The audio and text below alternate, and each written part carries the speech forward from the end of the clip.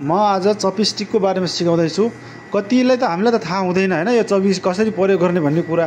त्यही भएर आज हामीले चाहिँ प्र्याक्टिकल यहाँ कसरी त्यो समात्ने के गर्ने भन्ने कुरो। अब किनभने चाहिँ आजभोलि आधुनिक युग हो, त्यही भएर हाम्रो सेफले चाहिँ आज सिकाउँदै हुनुहुन्छ सबैजनालाई। किनभने चाहिँ पहिला हामीलाई पनि थाहा थिएन, मलाई पनि थाहा थिएन है खुदै। त्यही भएर अहिले हामीले जानिसकेपछि भोलि होटलमा गइएला खाना बसिएला त्यतिखेर जानिएन भने के हुन्छ भने मान्छेहरूले चाहिँ बाँदरको हातमा नरिवल भन्छ।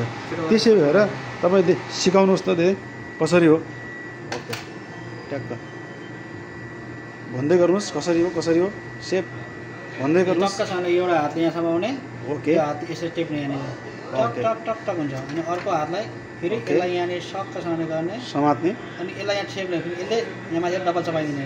ओके अनि यो भयो चपस्टिक। ल मानु यो खाने वस्तु होइन, कसरी खाने वस्तु होइन, यसरी बनाउनु पर्यो हैन। ल धन्यवाद, भिडियोलाई सेयर गर्नुहोस्।